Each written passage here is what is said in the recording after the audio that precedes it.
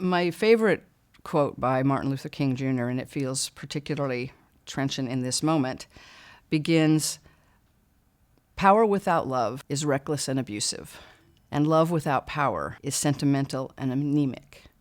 And the quote goes on to talk about when you bring love and power together, that is how you manifest true justice. But we don't live in a theocracy. And it's also how Mark Leno has marked his career. The genius of our constitutional democracy is that everyone gets their freedom of religion, but no one religious book creates the laws of the land. The holy books of our democracy are the Constitution, the Declaration of Independence, and the Bill of Rights. Those are our I never did have an ambition to run for public office, but once there I realized all the good work one can do in terms of tikkun olam and fighting for social justice and fighting for the underdog.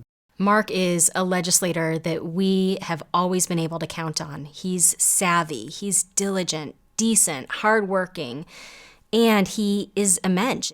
He's got at his kishkis a sense of tikkun olam that he infuses into his public service every day. I gave him a T-shirt, and emblazoned on it was the slogan, "Rebbe without a cause."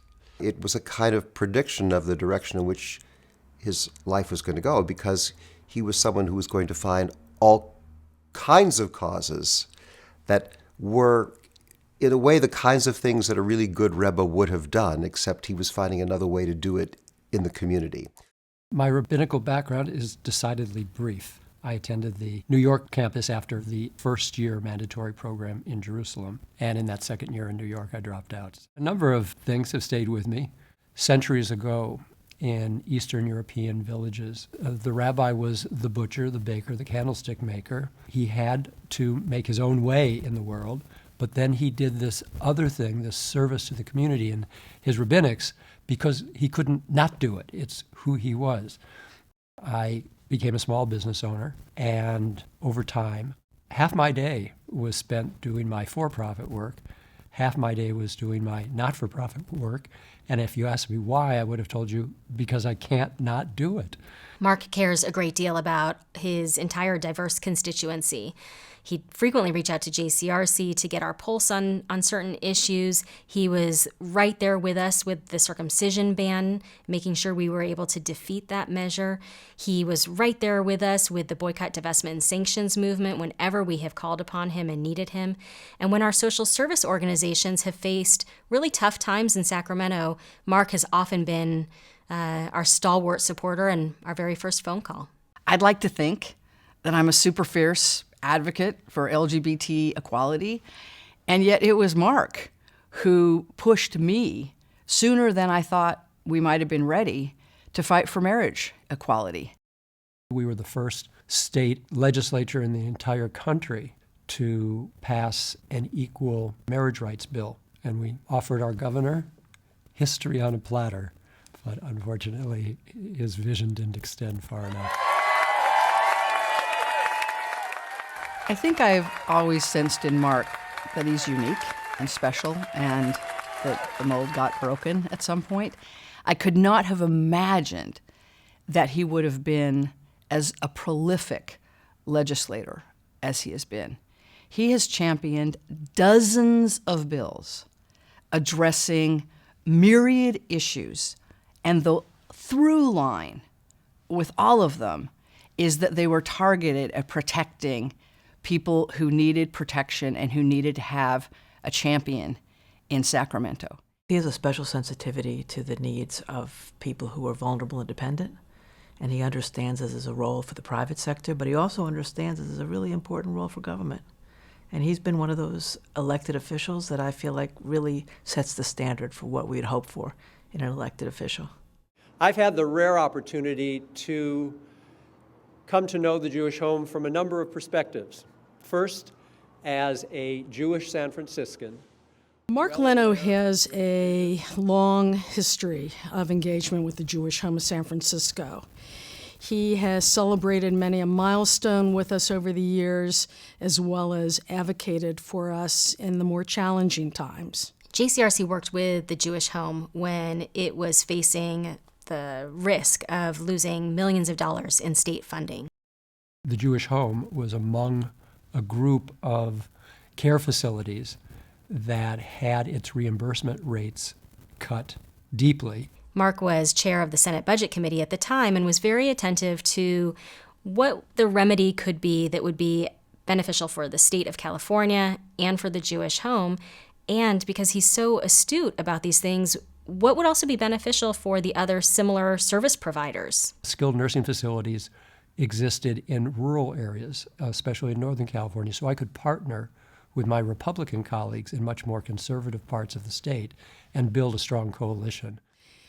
It's hard to imagine the struggle that the Jewish Home of San Francisco, as well as other challenges impacting our Jewish community. It's hard to imagine what that struggle would be like without Senator Mark Leno. Mark came to Chinatown and learned about our neighborhood. Most of the people in Chinatown live in SROs, single room occupancies. Single rooms, no bathrooms, no kitchens, living rooms.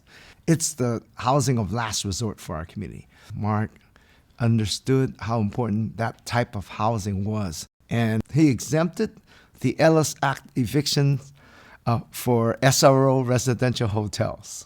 He has the heart and soul for social justice and our community. In many ways, he saved Chinatown, and I could never thank him enough. We're going to honor him, too, at the Lunar New Year event we're doing. He's our hero. Senator Leno, thank you. That's been a special honor to be able to author bills that deal with civil rights. The reality is that we don't treat everyone equally under the law, even though that is the aspiration of the foundation of this country and the Constitution itself, all men being created equal. To this day, an aspiration. We're not there yet. But when it comes to a bill regarding civil rights, you either support civil rights or you don't support civil rights. You equal rights or you don't support equal rights. And there's not a lot of amending to be done. I really thought after 38 years of being together with somebody, how much difference could it make to be married? It does make a difference. It's better. It's better. It's from the Bible or the Torah, Micah 6:8. What are the two most important things in life to do as you walk your life of faith, whatever that may be? Do justice, love kindness. And I think Mark embodies those two elements very well. He's known the impacts of the epidemic. He's seen the discrimination to LGBT people. He understands housing affordability and homelessness. And he has been a champion for the underdog and for those who have been discriminated against. He believes in taking Tikkun Olam and embodying it with every breath he takes. And I believe that that is going to be his legacy as a state senator. He's the embodiment of love, and Lord knows we need a little bit more of that right now. Good morning, San Francisco! Today, I'm announcing my candidacy for the California State Senate in 2008. And Tanya is right. This is about a battle for the very heart and soul, the core, the fabric of San Francisco, because we're asking the question, who gets to live in San Francisco? And because of the broad range of damage it would cause, an uncommonly broad coalition of opposition will fight this to its defeat, as we did Prop 90 just last year.